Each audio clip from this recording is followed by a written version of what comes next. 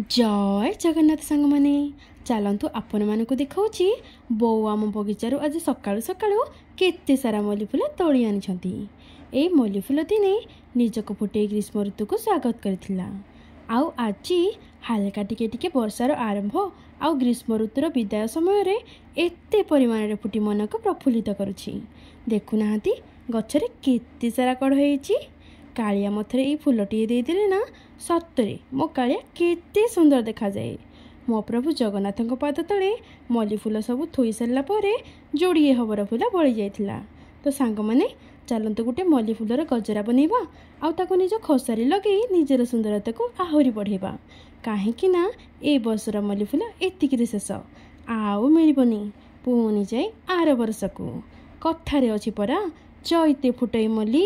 तो फ्रेंड्स आज एतिकी पुणी आपण मानक सह देखा गोटे नवा भिडियो रे।